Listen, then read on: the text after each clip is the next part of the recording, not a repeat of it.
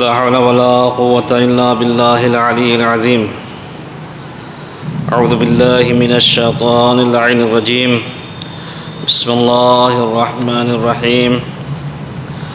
الحمد لله رب العالمين. الصلاة والسلام على أشرف الأنبياء والمرسلين سيدنا ونبينا وشفيع ذنوبنا وحبيب قلوبنا وطبيب نفوسنا ومولانا مولى الثقلين جد الحسن والحسين أبي القاسم محمد مصطفى وعلى أهل بيته الطيبين الطاهرين المعصومين المظلومين ولعنة الله على أعدائهم وغاصب حقوقهم أجمعين من الآن إلى قيام يوم الدين. أما بعد فقد قال الله تبارك وتعالى في كتابه المبين وهو أصدق الصادقين وقوله الحق. بسم الله الرحمن الرحيم. خلق السماوات والأرض بالحق وصوركم فأحسن صوركم وإليه المصير. صلوات محمد.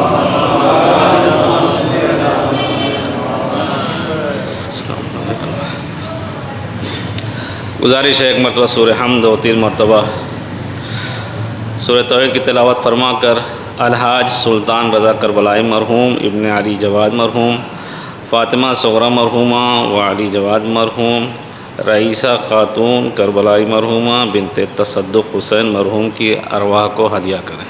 بسم اللہ الرحمن الرحیم. صلوات پڑھیں محمد اور آل محمد.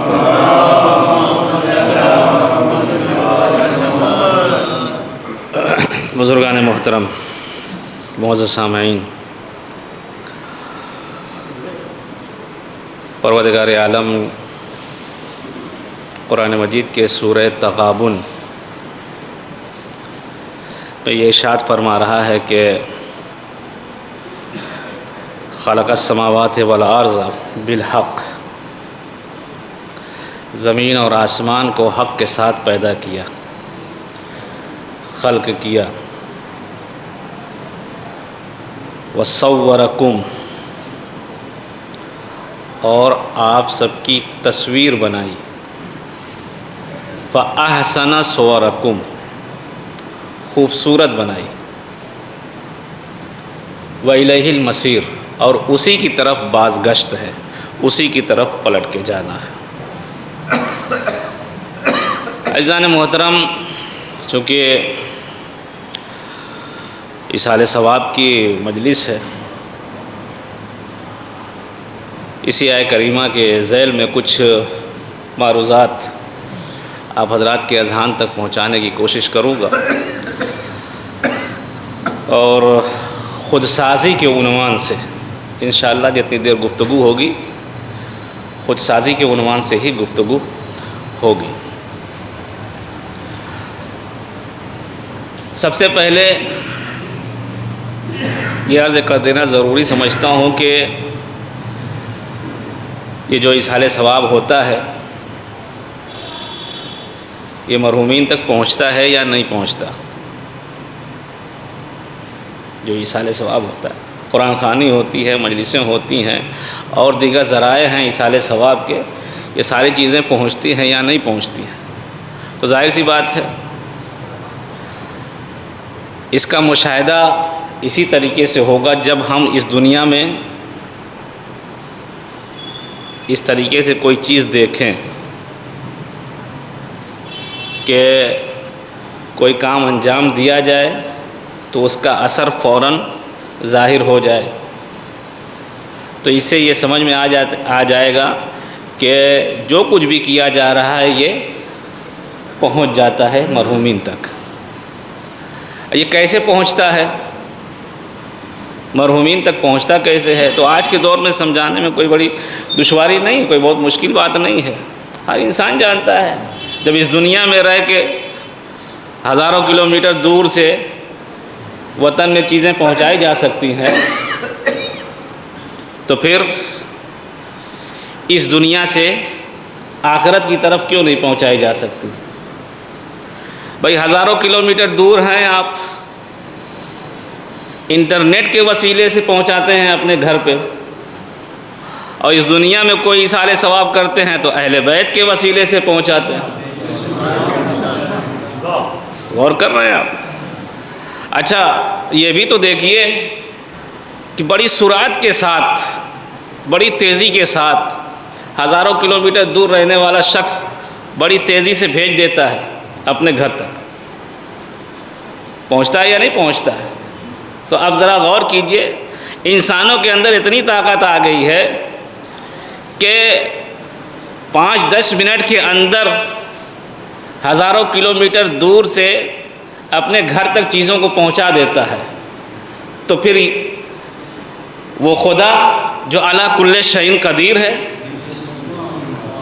غور کر رہے ہیں، وہ خدا جو علی کل شیء قدیر ہے، وہ کیوں نہیں پہنچا سکتا ہے فوراً؟ بڑی تیزی کے ساتھ جو بھی اعمال انجام دیے جاتے ہیں مرحومین کے لیے، وہ بڑی تیزی کے ساتھ مرحومین تک پہنچتے ہیں۔ عزیزان محترم، موت برحق ہے، اس سے انکار تو نہیں ہے۔ قرآن نے کیا کہا ہے؟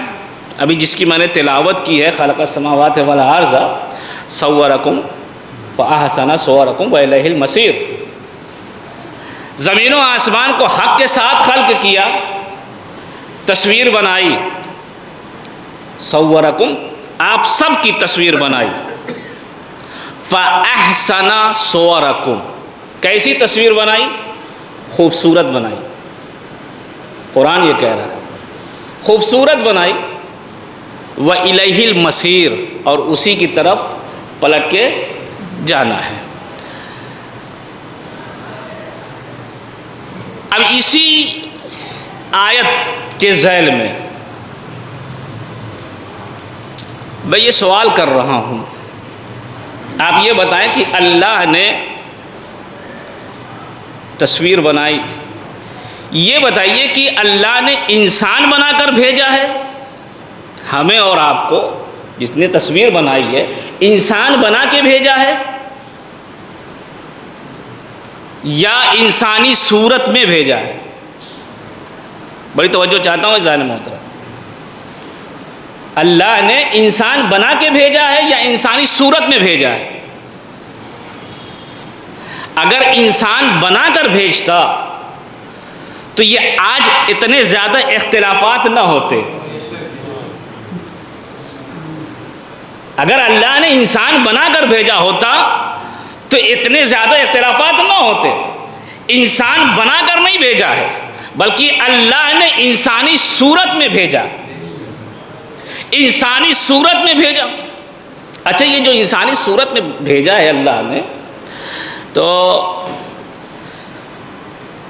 اللہ دیکھیے کہاں تصویر بناتا ہے؟ وہ ماں کے شکم میں، ماں کے شکم میں تصویر بناتا ہے نا۔ مصور ہے اللہ، اس کے جتنے بھی نام ہیں، خالق ہے، باری ہے، حی ہے، صمد ہے اور مصور ہے، وہ مصور ہے۔ اب یہ بتائیے مجھے کہ وہ اللہ مصور ہے، اس مصور میں اور آج کے اس دنیا کے مصور میں کچھ فرق ہے نا؟ کچھ فرق ہے، بہت سارا فرق ہے نا؟ وہ تو لیسا کمثلہ شیء، اس کے جیسا تو کوئی ہے ہی نہیں، ہے کوئی اس کے جیسا؟ خدا کو سمجھنے کی کوشش کریں عزیزان محترم، لیسا کمثلہ شیء، اس کے جیسا کوئی ہے ہی نہیں۔ وہ مصور ہے، وہ تصویروں کو بناتا ہے۔ دنیا کے مصور میں اور اس کے مصور ہونے میں بڑا فرق ہے۔ کیا فرق ہے؟ صاحب المیزان تفسیر المیزان میں یہ لکھتے ہیں کہ دنیا کا جو مصور ہوتا ہے جب وہ تصویریں بناتا ہے تو تصویروں کو بنانے کے لیے اسے 4 چیزوں کی، کم سے کم 4 چیزوں کی ضرورت پڑتی ہے۔ توجہ چاہتا ہوں ذرا، کم سے کم 4 چیزوں کی ضرورت پڑتی ہے. کیا ہے؟ جب دنیا کا مصور تصویر بناتا ہے، اس دنیا میں جو ہے جب وہ تصویر بناتا ہے تو سب سے پہلے اسے جگہ کی ضرورت پڑتی ہے کہ جہاں پہ وہ بیٹھ سکے یا کھڑا ہو سکے، تب جا کے وہ تصویر بناتا ہے. پہلی چیز کس چیز کی ضرورت ہے؟ جگہ کی. اچھا، دوسری چیز جس کی ضرورت پڑتی ہے وہ کوئی چمڑا ہو یا کاغذ ہو یا کوئی سخت چیز ہو جس کے اوپر تصویر بنائی جائے. جس کے اوپر تصویر بنائی جائے، چمڑا یا کاغذ یا بورڈ وغیرہ جو سخت چیز ہوتی ہے اس کے اوپر، ہے نا. تو جو دنیا کا مصور ہے اسے اس کی ضرورت پڑتی ہے. تیسری چیز کیا ہے؟ تیسری چیز یہ ہے کہ جب وہ تصویر بناتا ہے تو جس چیز پر تصویر بنائی جا رہی ہے وہ چیز ٹھہری ہوئی ہو، اس میں حرکت نہ ہو. وہ چیز ٹھہری ہوئی ہو، حرکت نہ ہو. چوتھی چیز کیا ہے؟ چوتھی چیز جس چیز کو اسے ضرورت ہے تصویر بناتے وقت وہ ہے روشنی، اجالا. اندھیرے میں وہ اپنی شاہکار کو ظاہر نہیں کر سکتا، اندھیرے میں وہ تصویر نہیں بنا سکتا. بنا سکتا ہے. عزیزان محترم، علی کل شیء قدیر ہے، وہ ہر چیز پر قادر ہے، اس کے جیسا کوئی ہے ہی نہیں. جب وہ تصویر بناتا ہے، دیکھیے دنیا کے مصور میں اس کے مصور ہونے میں کتنا فرق ہے. جب وہ تصویر بناتا ہے تو اسے رہنے کی کوئی جگہ کی ضرورت ہی نہیں ہے، وہ جسم رکھتا ہی نہیں. جب جسم نہیں رکھتا تو پھر اسے مکان کی کیا ضرورت ہے؟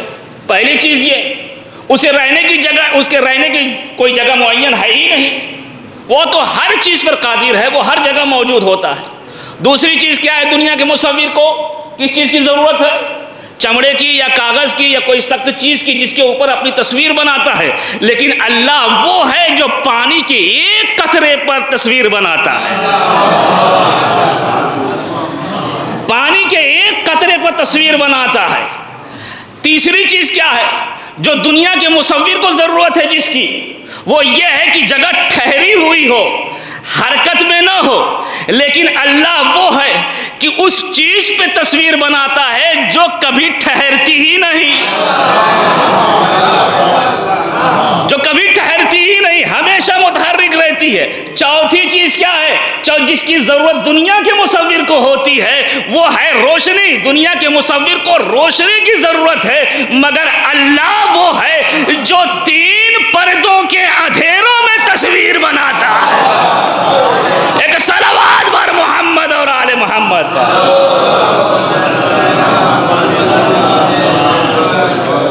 غور کر رہے ہیں؟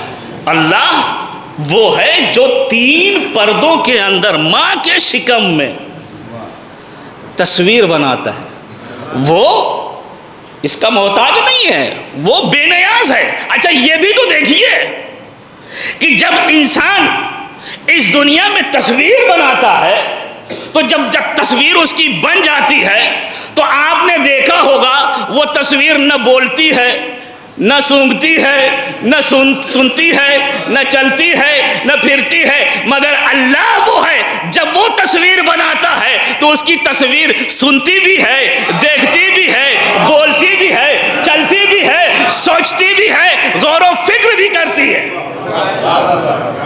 غور کر رہے ہیں؟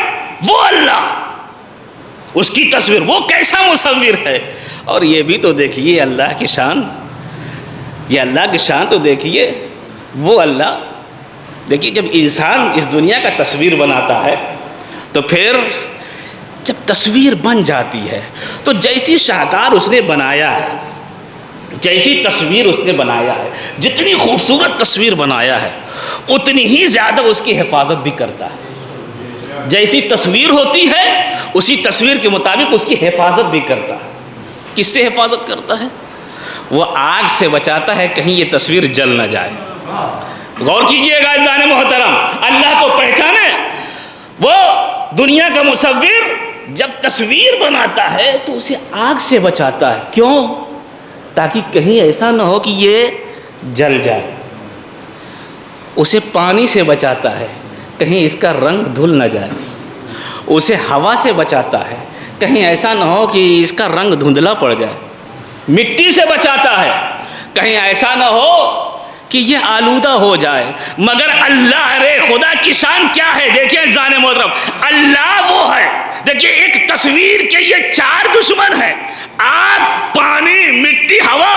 مگر اللہ وہ ہے جو ان چاروں کو جمع کر کے ایک انسان کی صورت بنا دیتا ہے. ایک صلوات بر محمد اور آل محمد.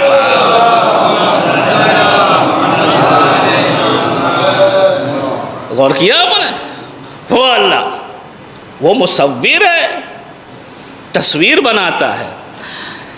انسان بنا کے نہیں بھیجا ہے بلکہ انسانی صورت میں بھیجا ہے. اور انسانی صورت میں بھیجنے کے بعد کیوں انسانی صورت میں بھیجا ہے؟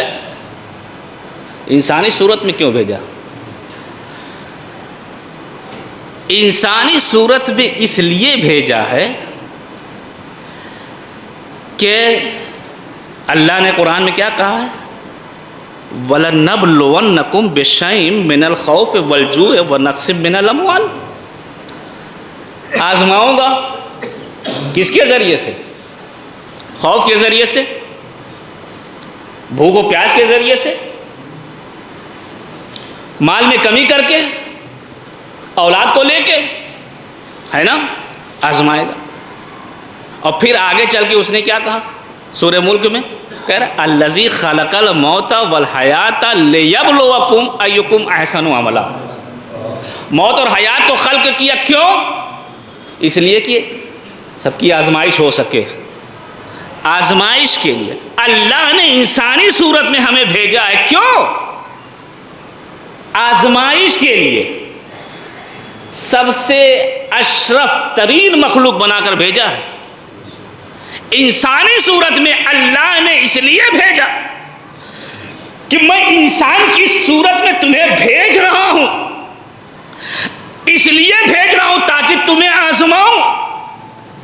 یہ جو صورت بنا کے ہم نے بھیجی ہے، خوبصورت تصویر تمہیں جو دی ہے، اسی تصویر کے مطابق، اسی صورت کے مطابق اپنی سیرت بنا لو.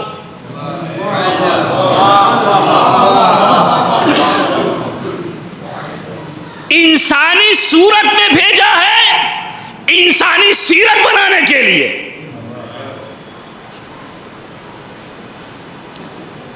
پھر ایک دن ہم نے اپنے لیے معین کیا ہے. ایک دن ہم نے اپنے لیے معین کیا ہے. وہ کون سا دن ہے؟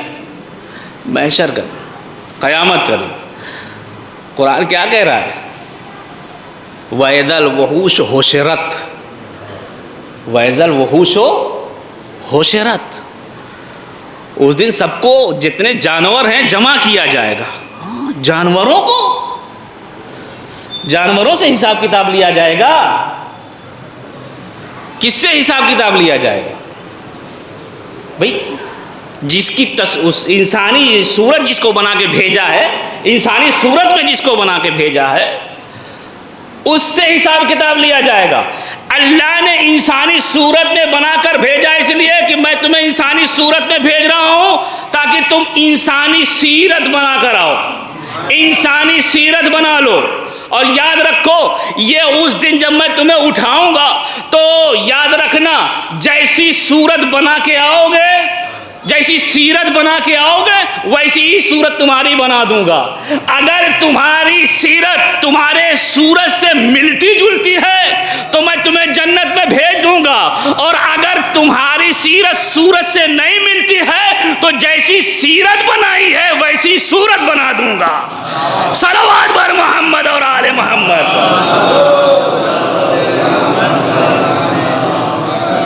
انسانی صورت. اب انسانی صورت، اب یاد رکھیے گا، سیرت انسانوں جیسی بنانی، نہ کہ جانوروں جیسی. اللہ نے ہمیں انسانی صورت میں بھیجا ہے، لہٰذا یہ ہمارا فریضہ ہے کہ ہم انسانی سیرت اپنے اندر پیدا کریں. انسانی سیرت پیدا کرنے کے لیے اللہ نے مومنین پر یہ احسان کیا، کیا؟ کہ اس نے رسول کو بھیجا. اس نے رسول کو بھیجا. اذ بعث فیہم رسولا منہم یتلو علیہم آیاتہ، ہے نا؟ یہ اللہ نے احسان کیا ہے مومنین کے اوپر. کیوں؟ اس لیے نا کہ وہ سیرت بنائیں. غور کر رہے ہیں؟ یہ مومنین کے اوپر احسان کیا. اب آل محمد کو سمجھا آپ نے کہ آل محمد کیا ہے؟ بھائی اللہ نے ہمیں بھیجا ہے انسان بننے کے لیے، مگر آل محمد کو بھیجا ہے انسان بنانے کے لیے. ایک صلوات پر محمد اور آل محمد پر.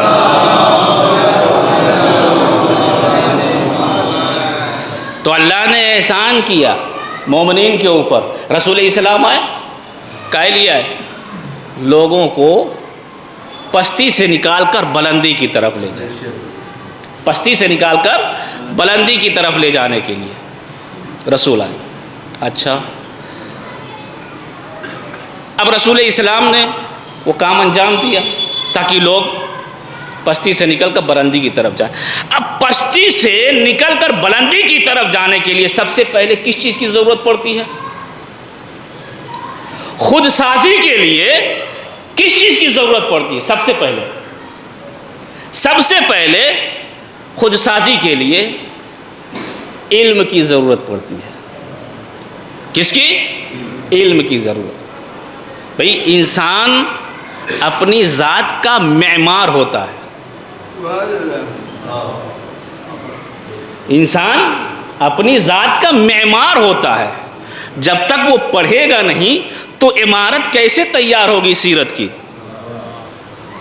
ہے یہ مکان بنوانا ہے، ایک جاہل ان پڑھ سے بنوائیں گے آپ؟ مسجد بنوانا ہے کسی جاہل سے بنوائیں گے؟ نہیں، ایسے شخص کو پکڑیں گے کہ جو جانتا ہو، اس کے بارے میں علم رکھتا ہو. تو یہ انسان خود اپنی ذات کا معمار ہوتا ہے. تو جب ذات کا معمار ہے، خود اسے اپنی سیرت بنانی ہے، تو پھر کس چیز کی ضرورت ہے اسے؟ تو سب سے پہلے اسے علم کی ضرورت ہے.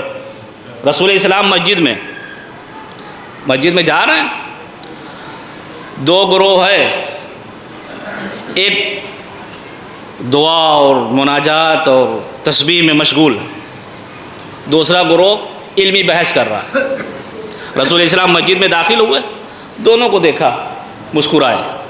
مسکرانے کے بعد کہا کہ دونوں خیر پر ہیں، لیکن میں اس گروہ میں بیٹھوں گا، اس گروہ میں نہیں بیٹھوں گا.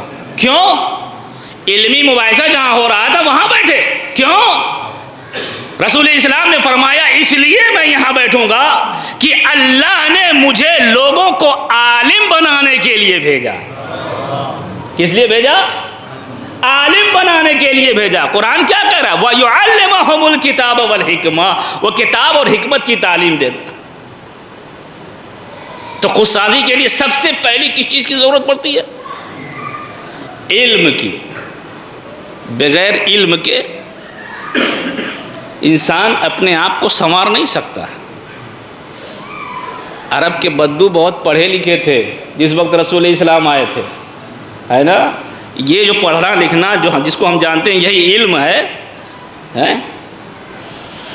پڑھے لکھے نہیں تھے، اتنے پڑھے لکھے تھے کہ اپنے اپنے اشعار لکھ کر خانہ کعبہ کی دیوار پہ لٹکا دیتے تھے اور مقابلہ کرتے تھے. اگر وہ جاہل تھے تو کیسے؟ جاہلوں کے درمیان نہیں، ان کے اندر وہ جاہل نہیں تھے، ان کے اندر جہالت بھری تھی. پڑھ لکھ کر انسان جاہل ہوتا ہے، اس کے اندر جہالت ہوتی ہے اگر اس پر عمل نہ کرے. جس چیز کا علم ہے، اگر ہمیں پتہ ہے کہ نماز قضا کرنا نہیں چاہیے، ہمیں اس چیز کا علم ہے کہ یہ بہت بڑا گناہ ہے، اس کے باوجود بھی اگر ہم قضا کر رہے ہیں تو یہ کیا ہے؟ یہ جہالت آپ کے اندر ہے، ہمارے اور آپ کے اندر یہ کیا ہے؟ جہالت، جان بوجھ کے قضا کر رہے ہیں۔ تو رسول اسلام لوگوں کو عالم بنانے کے لیے آئے تھے۔ دوسری بات، رسول اسلام کیوں آئے تھے امت کے درمیان؟ امت کے درمیان اللہ نے رسول کو بھیجا، کیوں؟ اس لیے بھیجا، رسول یہ چاہتے تھے کہ میری امت کے لوگ عاقل ہو جائیں۔ کیا ہوں؟ عاقل، عقل مند، باشعور ہو جائیں، بے شعور نہ رہیں، عقل مند ہوں، باشعور ہوں۔ عالم ہے مگر عاقل نہیں ہے، عالم ہے مگر عاقل نہیں ہے۔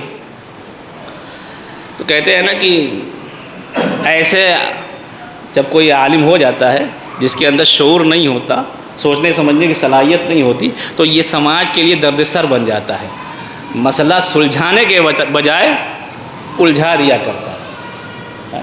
تو یہ علم کے ساتھ ساتھ باشعور ہونا ضروری ہے۔ رسول اسلام اپنی امت کو باشعور دیکھنا چاہتے ہیں، وہ چاہتے ہیں کہ میری امت باشعور ہو جائے، وہ غور و فکر کرے، وہ غور و فکر کرے، اللہ کے بارے میں غور و فکر کرے، رسول اور امام کے بارے میں غور و فکر کرے، قرآن پڑھ رہا ہے، قرآن کے بارے میں غور و فکر کر رہا ہے۔ بھئی اس لیے تو کہا ہے کہ ایک قرآن ختم کرنے سے زیادہ ثواب اس ایک آیت کے پڑھنے سے ملتا ہے جس میں غور و فکر کر لی جائے۔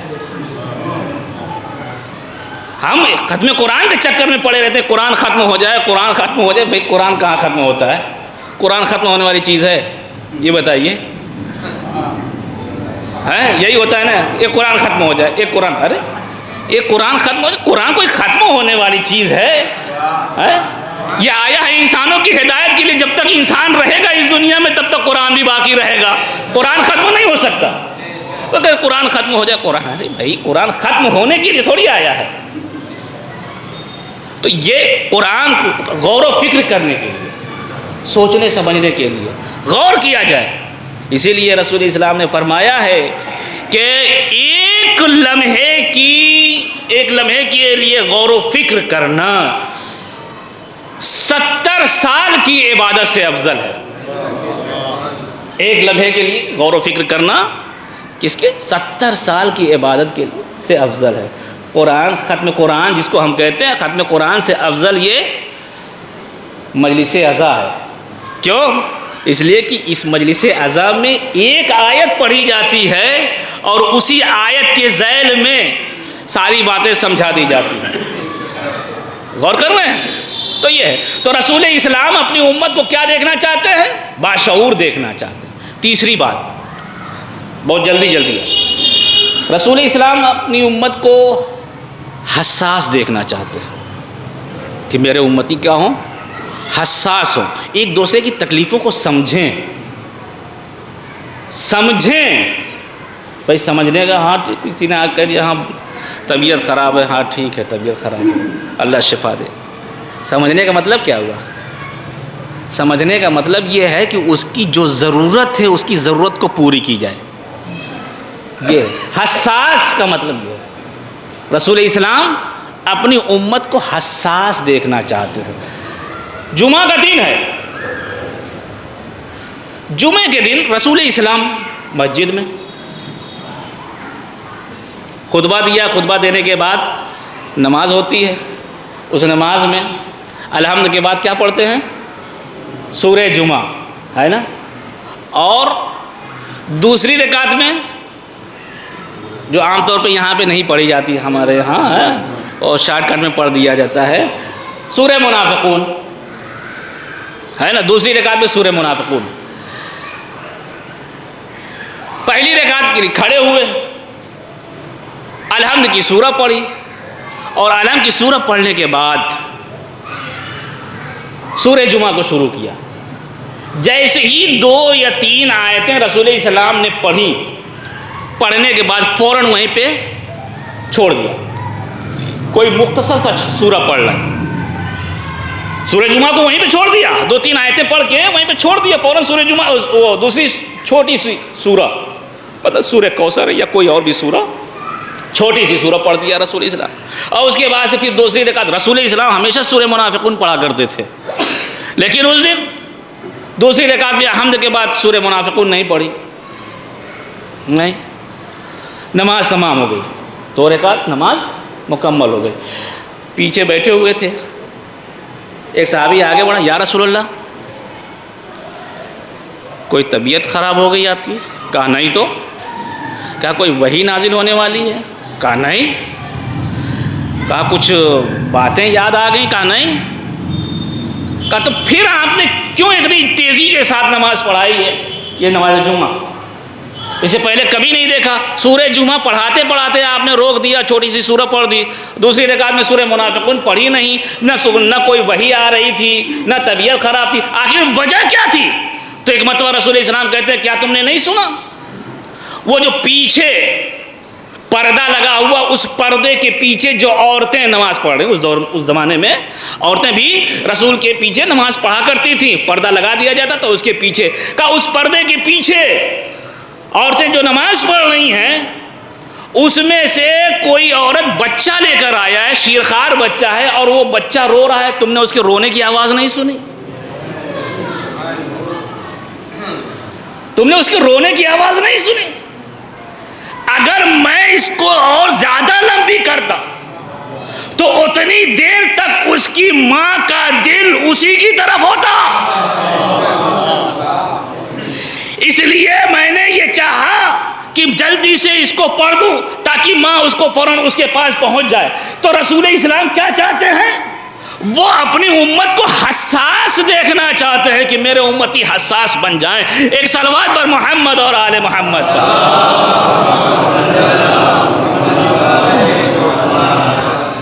غور کیا عزیزان محترم؟ تو یہ خود سازی، انسان خود اپنی ذات کا معمار ہوتا ہے.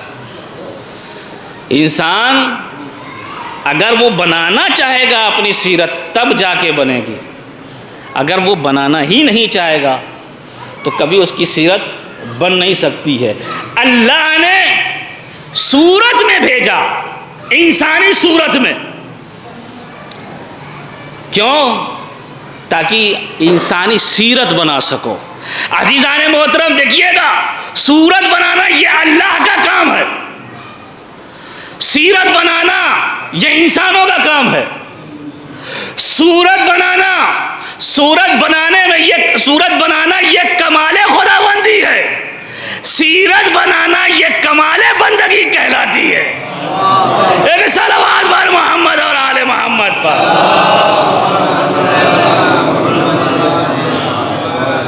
تو اللہ کیا چاہتا ہے؟ چاہتا ہے یہی کہ جو صورت ہے اسی صورت کے مطابق اپنی سیرت ڈھال لو.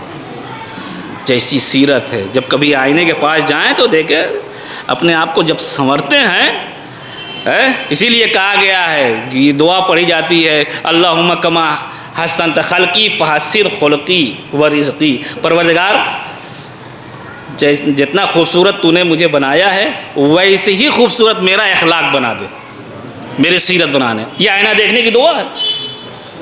تو اسی خوبصورت کو اپنا دیکھیں. اگر ہماری یہ صورت جو انسان کی ہے، انسان کی یہ صورت ہے تو سیرت بھی انسان کی ہونی چاہیے. سیرت کسی حیوان کی نہ ہو، ورنہ محشر میں اسی سیرت کے مطابق اللہ ہماری صورت کو ڈھال دے گا. جس نے سیرت سکھائی، جو انسان بنانے کے لیے آیا تھا، لوگوں نے اسے قدر نہیں کی.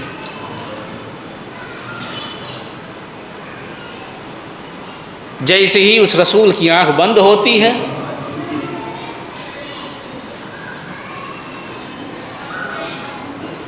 آل محمد پہ مصائب کے پہاڑ توڑے جانے لگے. خدا کو پہچانے. دیکھیے عزیزان محترم، خدا علی کل شیء قدیر ہے. یہ اگر خدا کی معرفت حاصل ہو جائے نا تو یہ دنیا ہماری نگاہوں کے سامنے ہیچ ہے، کچھ بھی نہیں ہے۔ یہ دنیا جو ہم ایک دوسرے کے اوپر ظلم ہوتا ہوا دیکھتے ہیں اور خاموش بیٹھے رہتے ہیں، جس دن اللہ کی معرفت حاصل ہو جائے گی تو پھر ہم ظالموں کے خلاف بھی اپنی آواز بلند کر سکتے ہیں۔ عزیزان محترم، دیکھیے کربلا کے میدان میں کتنے زیادہ مصائب کے پہاڑ توڑے گئے ہیں آل محمد پہ، سنتے رہے ہیں نا۔ معرفت کیسی ہوتی ہے؟ جناب زینب کی معرفت کی، جناب زینب کس طریقے سے کیسی معرفت رکھتی ہیں پروردگار۔ جناب زینب کربلا کے جب سب شہید ہو گئے، جانتے ہیں جناب زینب کون ہے؟ جناب زینب جو کبھی بھی ایک لمحے کے لیے اپنے بھائی حسین سے جدا نہیں ہونا چاہتی تھی۔ یہ وہی زینب ہیں جو شب عاشورہ غش پہ غش کھا کے گرتی جا رہی ہیں، صرف یہ سوچ کے کہ کل میرا ماجایا ذبح کر دیا جائے گا۔ اجرکم اللہ۔ وہ زینب امام حسین علیہ السلام نے دلاسا دیا، اور اس کے بعد سے عاشورہ کے دن جناب زینب ایک لمحے کے لیے بھی بے ہوش نہیں ہوئی ہیں۔ تاریخ اٹھا کے دیکھ لیجئے، شب عاشورہ غش پہ غش کھا کے گرتی جا رہی ہیں، بھائی کی محبت میں، بھائی کے فراق میں۔ لیکن امام یہاں تک کہ وہ زینب، ذرا سوچئے، وہ جناب زینب کو تو اسی وقت اس دنیا سے چلے جانا چاہیے تھا جب جناب علی اکبر کا لاشا خیمے میں آیا۔ جناب زینب اسی وقت رخصت ہو جانا چاہیے تھا جب اپنے بھائی کے سر کو تن سے جدا ہوتے ہوئے دیکھا۔ ارباب اعضاء، عبید اللہ ابن زیاد کوفے کا گورنر ہے، اس نے ہر طرح سے ظلم کیے ہیں، ہر طرح کے ظلم کیے ہیں، یہاں تک کہ 11 محرم کو اہل بیت اطہار علیہ السلام کو کیا کیا گیا؟ اسیر کیا گیا، کوفہ لے جایا گیا۔ عبید اللہ ابن زیاد اس نے ایک سوال تیار کر رکھا تھا کہ جب علی کی بیٹی آئے گی تو میں اس سے سوال کروں گا، میں اس سے سوال کروں گا علی کی بیٹی سے۔ دیکھیے جناب زینب جب اسیر کر کے دربار میں پہنچی تو دربار میں پہنچنے کے بعد عبید اللہ ابن زیاد یہ سوچا تھا کہ جب میں پوچھوں گا تو چونکہ اتنے زیادہ ان کے اوپر مصائب ڈھائے گئے ہیں، پریشان ہو کے عاجزی کے عالم میں اللہ کا انکار کر دیں گی، اللہ کا انکار کر دیں گی۔ بھائی ہمارے یہاں بھی بہت سے ایسے افراد ہیں، جب تھوڑی سی مصیبت آ جاتی ہے تو اللہ کو ہی کوسنے لگتے ہیں، بہت سارے ایسے افراد ہیں۔ عبید اللہ ابن زیاد یہی سوچ رہا تھا کہ اگر میں بلاؤں گا، سوال کروں گا تو ہو سکتا ہے کہ علی کی بیٹی اللہ کا انکار کر دے، قرآن کا انکار کر دے، وحی کا انکار کر دے۔ اس طریقے سے اس نے اپنا سوال کر رکھا تھا۔ جب کوفہ میں دربار کوفہ پہنچی ہیں جناب زینب تو عبید اللہ ابن زیاد نے جناب زینب سے سوال کیا، کہا زینب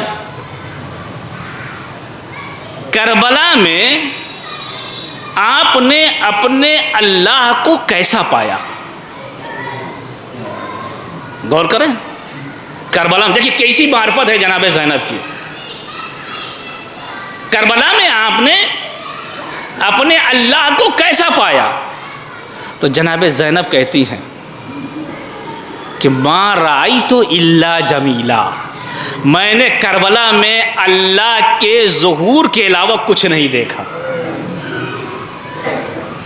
ہم اور آپ ہوتے تھوڑی سی مصیبت پہ بھٹک جاتے اور اللہ کو ہی کوسنے لگتے، لیکن جناب زینب اب اس کے بعد یہی وہ زینب ہیں کہ اگر جناب زینب کربلا میں نہ ہوتی تو پھر یہ کربلا عام نہ ہوتی.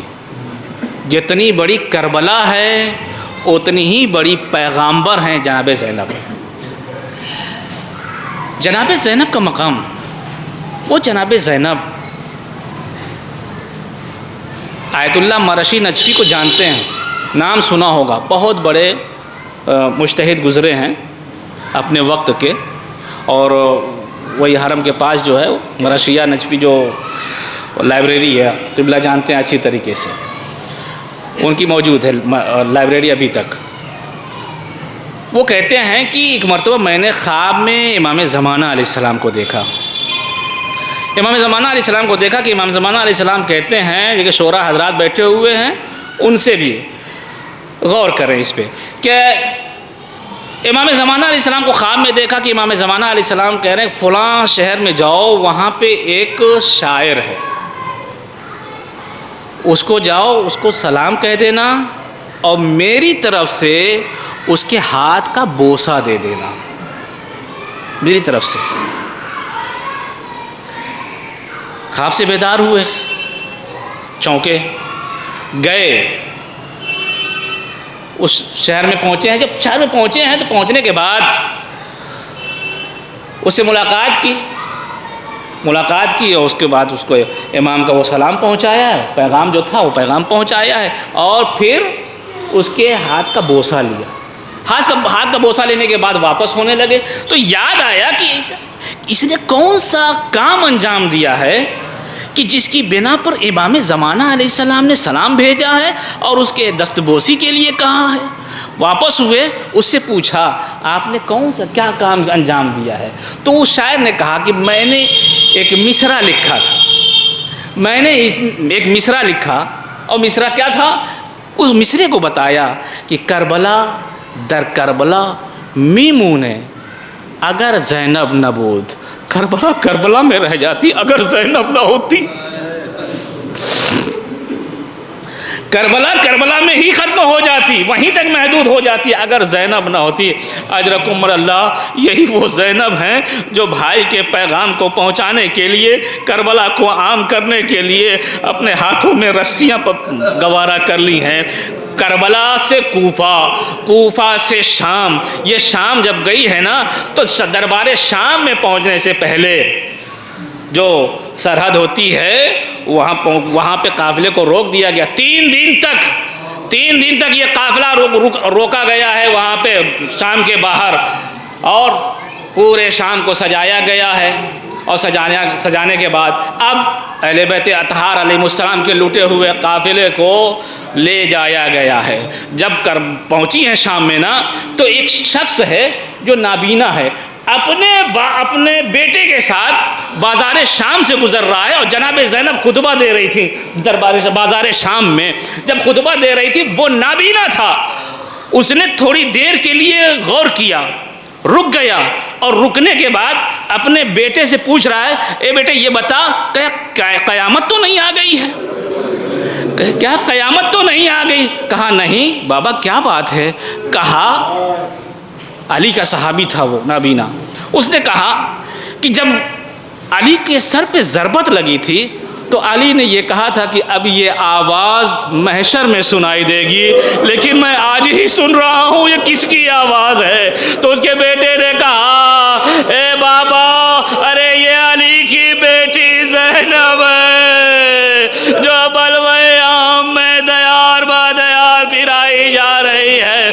ارباب اذہان جناب زینب دربار میں پہنچی ہے. 7 دروازے ہیں دربار شام میں جانے کے لیے، ہر دروازے سے گزر گئی ہیں، مگر جب 7ویں دروازے پہ پہنچی ہے تو ایک مرتبہ جناب زینب اسی دروازے پہ بیٹھ گئی. سید سجاد نے کہا اے پھوپھی اماں ارے دربار میں چلیے، تو ایک مرتبہ زینب تڑپ کے کہتی اے بیٹا سجاد ارے تیری پھوپھی برہنہ سر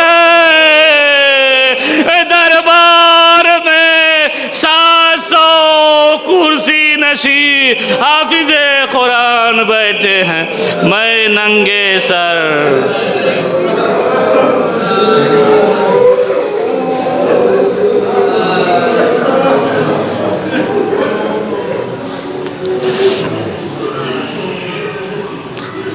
لعنت اللہ علی القوم الظالمین رضم بقضائی تسلیما لامرہ پروردگار اس عمال مختصر کو ہم سے قبول فرما جن مرحومین کے اصال ثواب کی مجلس کی گئی ہے ان کی مغفرت فرما ان کے درجات کو بلند فرما حاضرین کی تمام نیک حاجتوں کو پوری فرما ہم سب کو عالم بعمل بننے کی توفیق عطا فرما پروردگار تجھے واسطہ ہے محمد اور آل محمد کا ہمیں اپنے اپنے اخلاق کو سنوارنے کی توفیق عطا فرما پروردگار تجھے واسطہ ہے محمد اور آل محمد کا جہاں جہاں بھی شیعان حیدر کرار ہیں ان کے جان مال عزت آبرو کی حفاظت فرما جہاں جہاں بھی مسلمانوں کے اوپر ظلم ہو رہا ہے ان مسلمانوں کی حفاظت فرما فلسطین میں جو ظلم ہو رہا ہے پروردگار فلسطین کے مظلوموں کی مدد فرما اور جو مجاہدین ہیں انہیں فتح و کامرانی عطا فرما پروردگار تجھے واسطہ محمد اور آل محمد کا جمہوریہ انقلاب اسلامی ایران کی حفاظت فرما پرچم اسلام کو سربلندی عنایت فرما اپنی آخری حجت امام کے ظہور میں تعجیل فرما آقا کے اعوان و انصار میں ہم سب کو شمار فرما ربنا تقبل منا انک انت السمیع العلیم گزارش ہے ایک مرتبہ سورہ حمد اور 3 مرتبہ سورہ توحید کی تلاوت فرما کر الحاج سلطان رضا کربلائی ابن علی جواد مرحوم فاطمہ صغرا مرحومہ ابن علی جواد مرحوم رئیسہ خاتون کربلائی مرحومہ بنت تصدق حسین مرحومین کی ارواح کو ہدیہ کریں. بسم اللہ.